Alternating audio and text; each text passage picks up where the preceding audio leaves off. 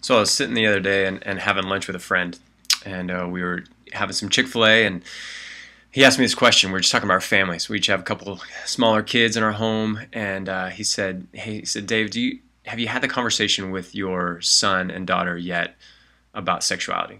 And I was like, you mean like in general or in specific? He said, no. He's like, have you gone there? And I said, well, my son's he's only 8. And he's like, man, Dave, he's like, statistics are showing that a boy's first exposure or a girl's first exposure to the unhealthy sides of sexuality, the aberration of God's design, is happening at a younger and younger age.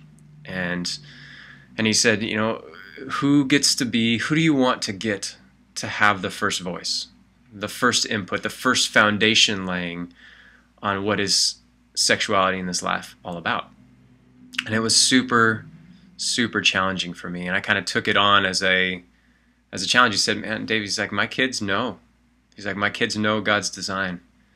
He's like, in their primitive understanding of it, but they know that sexuality is a gift, that it's been designed, that when the ultimate commitment is made between a man and a woman, where there's a covenantal union made, that there's also an ultimate commitment physically, and that, that's how, babies are made, that there's procreation, that there's protection, in that there's all these different things, and not in super detail, but in the beginning stages to lay a foundation for them that they would be able to build upon, so that when they do hear the false things that the world is going to teach them, that they have something to draw on, and that there's an open dialogue and there's an open communication when the first kid at school in first grade, as I've heard from many first graders nowadays that watch all kinds of different things that people are exposed to at such a young age, that our kids would have this sense of, man, that doesn't fit what mom and dad have been telling me. I'm going to go back and have a conversation with them.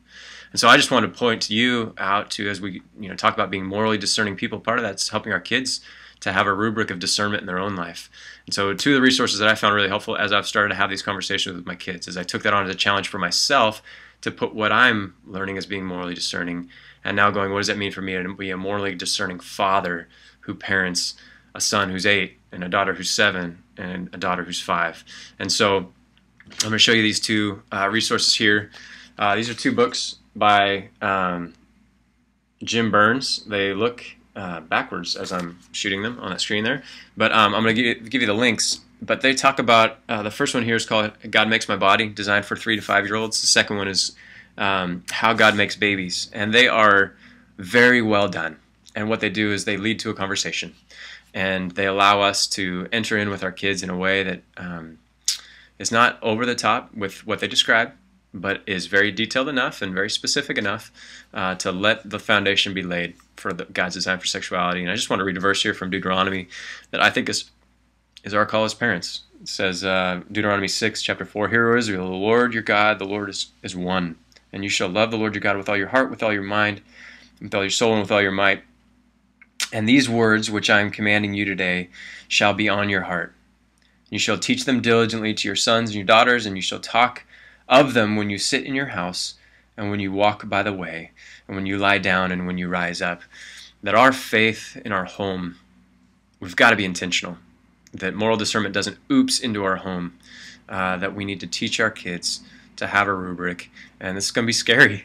I was very nervous of like, all right, how's this conversation going to go? We're going to read this book, and what are they going to ask, and where are we going to go? But I'm thankful that they're starting to develop this sense of being humbly submitted people to God's design, understand what the scriptures say about our bodies, about sexuality, about marriage, and then now them having a filter as they go into any environment with friends, media, all these different things. And so I would challenge you, as those that are, again, our hearts are being wrecked, our values are being shifted by the Lord, everything's being renewed in our minds, that now we have a call to live that out.